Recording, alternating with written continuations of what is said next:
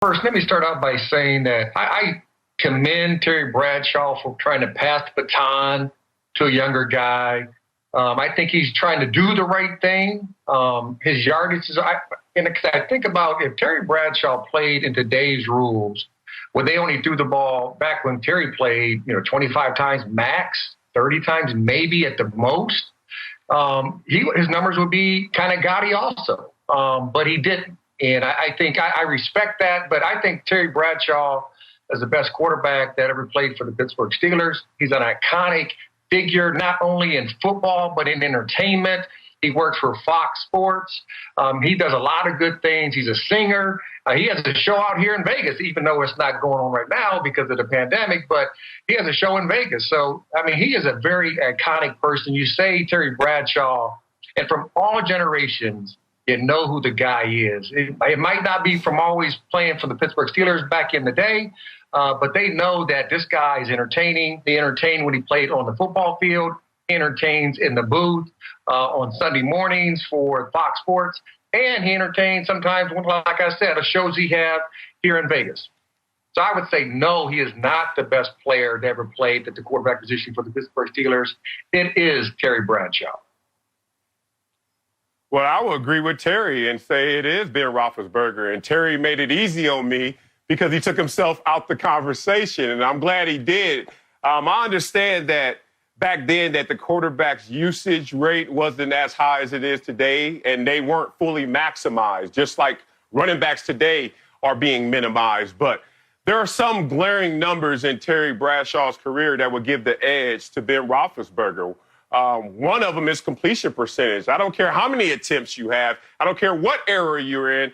If you only complete the ball 51% of the times, like Jamarcus Russell had a higher completion percentage than that. Now, I'm not saying, obviously, that they're the same, but there are some glaring numbers. Here's another one.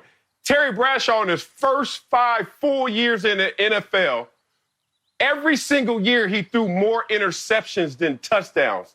Literally going into his 6th year in the NFL, who would even get a 6-year opportunity, let alone Terry Bradshaw, the great, was going into his 6th year and has never thrown more touchdowns than interceptions. So if this was a real argument and we had to split hairs, I think Ben Roethlisberger would win this argument.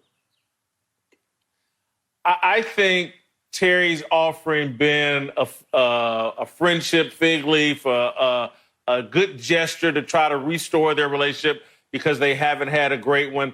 I agree with Rod Woodson here. Look, back when Terry Bradshaw played, it was actually legal to play defense.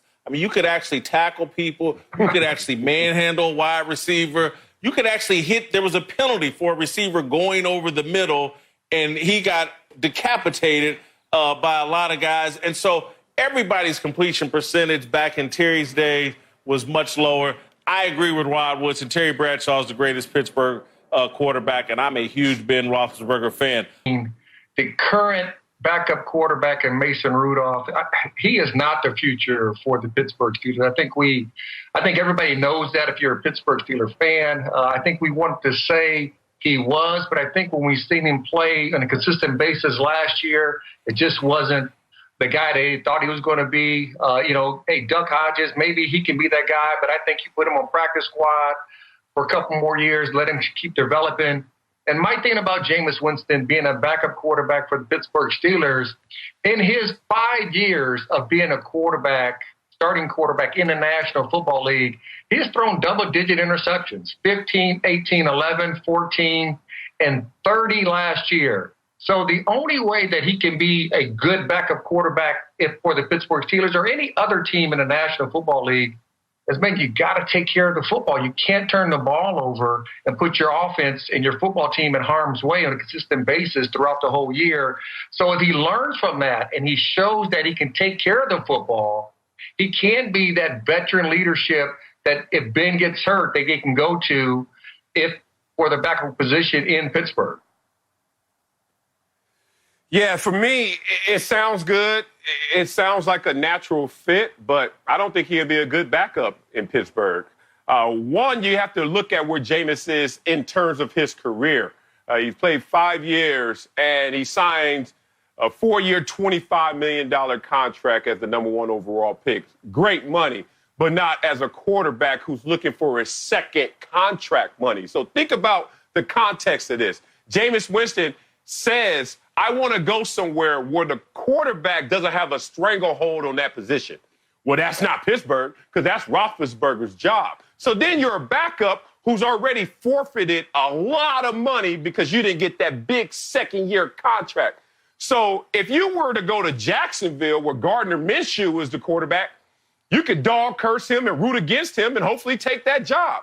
But you can't do that if a backup in Pittsburgh because it's Ben Roethlisberger. So you got to suppress too much real raw emotion. You want to get paid. You want an opportunity to get on the field. How great will you buy into that situation? So for me, I say it's a hard pass or no. I'm going to disagree. I'm going to agree with Marcellus for a different reason. I think Jameis Winston's personality is the wrong fit for the quarterback room that has Ben Roethlisberger in it. Ben has matured. He's gotten married. He seems to be in a better place.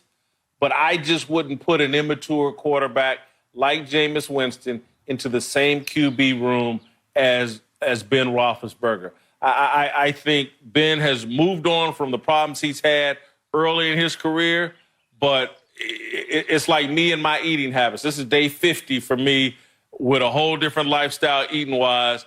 I don't need to backslide. I don't need to be tempted. Don't bring no chicken wings or anything around me because I will backslide.